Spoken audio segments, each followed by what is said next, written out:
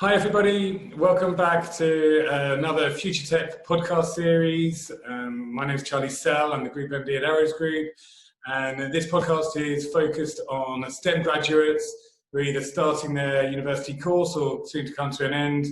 And we've been interviewing CTOs, CIOs across the various technical space, asking them a bit about their story, thoughts on emerging technologies, and the future technology job roles. So really pleased to have Rod Jazinski with me today, the CTO at Cybersmart. Cybersmart's UK SaaS-based compliance business, super high technical. So I can imagine there's a lot going on there, and Rod's thoughts, specifically around technology within cyber, will be pretty interesting. And so Rod, hi, welcome. Hi, thanks, Charlie. How are you today? I'm all right. I'm baking in the sun, but so far so good. Yeah, we were just saying before we started recording this around the tropical weather that we're all surviving at the moment. That's right. That's right. So, Rod, let's kick off straight away with a bit about you, with your background and how you became the CTO. Yeah, sure. I mean, I will start from what I'm doing now, because there is a particular point at Cybersmart which it makes a lot of sense to my career, right? So as you introduced Cybersmart as a compliance-driven SaaS business, is really focusing on a small, medium enterprise to try and close that gap in between single point in time compliance and continuous compliance, right? So we work with standards like Cyber Essentials, Cyber Essential Plus, GDPR, IASME, and 27001. Now, what I'm talking about that is because prior to Cybersmart, I've done a variety of engineering and technology leadership roles in a bunch of different industries, including supply chain, gambling, health tech, publishing, and cyber safety as well. That doesn't explain why I love compliance, though, which coming from someone from a technical background might even sound like a bit of a joke, right? But my career really started very early. I was still in high school during the .com bubble, and that's when it just happened. So what happened was I was learning with a group of friends, and word went out, and some of the people offered us a couple of internships, paid internships back then. At the end of my high school, I ended up delivering a dissertation on Napster, and as a vector of change in the music industry, right? Because my fascination has always been with converging media and converging technologies, right? It was about 8 to 10 years ago, more or less, that I became a interim technical director for a gambling group, that I was introduced to the world of multi-jurisdiction compliance, which I was fascinated by. And one of the things that I did was, what's the best way to learn this, right? So I decided to turn myself into a 27001 auditor and learn that from a different perspective than it would be simply responding to the need to fill paperwork, right? It was the first time that I encountered this advantage that I would have to use these constraints that come with technical compliance as design constraints for your system, right? How do you lay down your lanes and your goalposts for your software development cycle or your wider product engineering cycle? So I always thought that as an advantage. And the challenge more or less remains the same, right? The cliff between paperwork and explicit control implementation.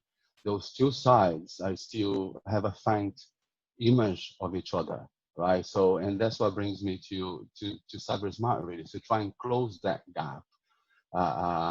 Because, you know, the positive impact that it is across the industry, across a variety of different companies, but the real positive impact here are for small and medium-sized enterprises that do have the need to fulfill compliance requirements, but the wider need of, you know, doing that because it's a security requirement nowadays. And for smaller companies, that ends up either not being done at a point in time, or it represents a huge chunk of their own investment, right?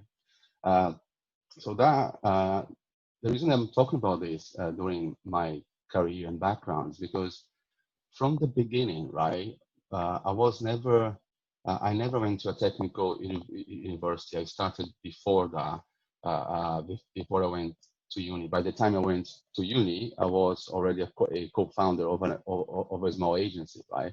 And back then, we were inventing technologies, right? It was the time of, PHP was just starting, ASP.NET was there, Java was a thing, Flash was there, and a lot of interesting developments on the front end, like Ajax being a turn page back in the day.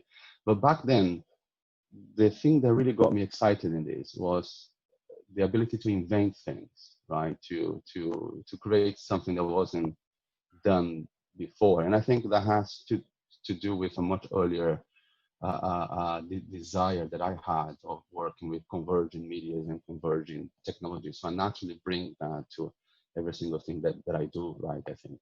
Yeah, yeah, it's really interesting. I mean, I love the fact that you've found the combination of, converging technologies and cybersecurity, and now looking at it from a compliance perspective, which is probably transferable across every industry sector, isn't it? The ability to have compliance and keeping your data or your IP secure.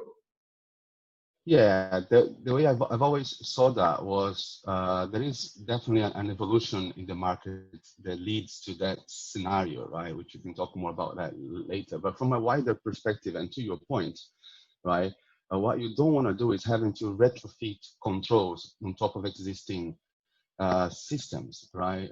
If you do have an opportunity, you could design your system by taking advantage of those controls, and it's only by using them to a maximum that we can start to really evolve in them.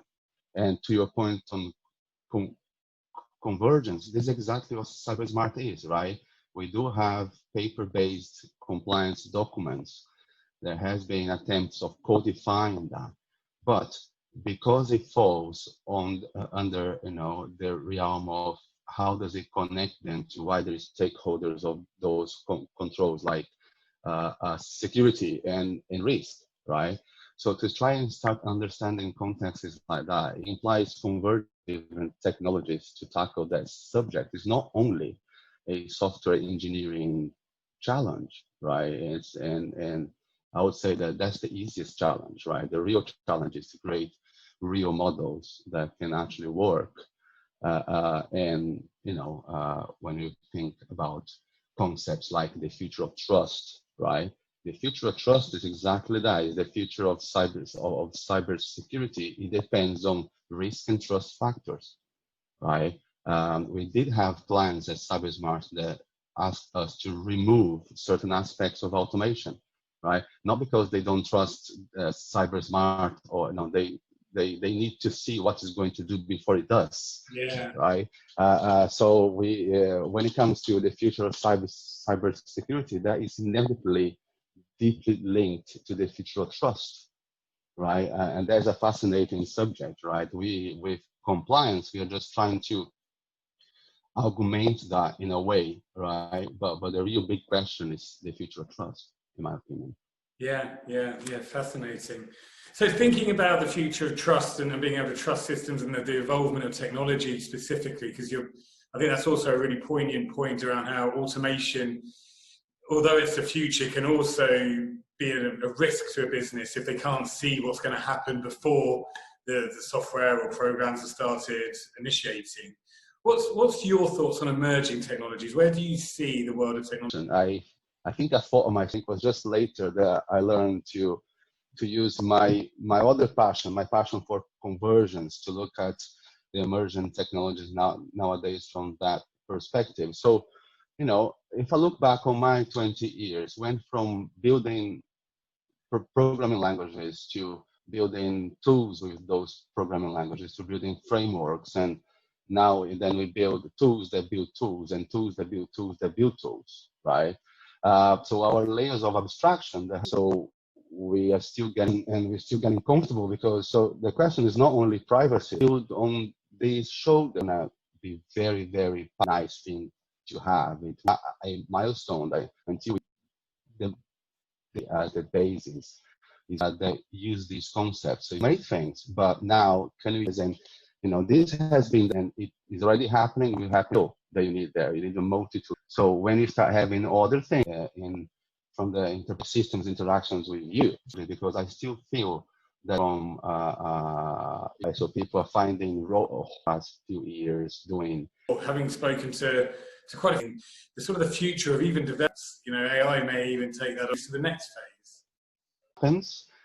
Which is, I think that's right. But I think that opportunities for convergence, that gives us a massive leap. Opportunities for new technology. I think is exciting in technology. Every now and then we go through phases. Another big thing, and I don't know if you've need to be a specialist. The profile of or a desire to sort of things as well, like being able to. So when it comes to that and the idea of the polyglot engineer or the full stack or how people frame it, I never really believed on that term, because the key route to that whole chord, I would say, is that you have to keep on learning, right? You have to stay curious, right? You have to choose carefully what you learn. So you have to be strategic, but also be a sponge, right? You have to learn what subjects you have to go on a deep dive, right? And what subjects you have to have a general knowledge of. So you have to be curious, right? To me, that is a trait that's beyond the polyglot. Is someone that is curious enough. Is something that I think is a natural when people come in, right? Because what usually you have to drive paramount. And when you talk about it, we won't find the candidates house. You're going to not wanting to take part on that. This also helps you not losing sight of what you want to learn, right? I think touch with every single engineer that how, right? Right. So, but learn to communicate as an very early on my career, things were they would just believe you. You mentioned AI a few years ago, complex technical sit people's heads. So be kind. I couldn't agree with you more on that last. I don't think there's one job now, especially with technical, if you're going to want to progress. Yeah, and I think that is a bit right. When you're in the business of product, it is an investment, right? Sometimes say that I'm in the business of deploying a team and organize, find ways of communicating so that we can take and calculate the returns there. But census, having the can only be done works for you, but also works for others. It's a two-way conversation always. Words of wisdom then, thinking about words of wisdom that you would pass on their next careers or what they... Very soon, or you're going to be frustrated. It's very hard to know. Most often you're just looking for there is always to do a lot of tech tests. Some of them are good, some are bad doing in the company, right? So it helps you can learn from, right? Technology services company, a more global company, which one to really pay attention to that delaying the true potential. The people that caught the wave are doing that. So don't being sure that what's the ways of working. So what do progression frameworks? You're gonna have genuine in some companies could even so finding a mentor have to be the person. That not jumping to that technology, how trust is being part of a company that really develops. So another episode of Future live on YouTube, Spotify.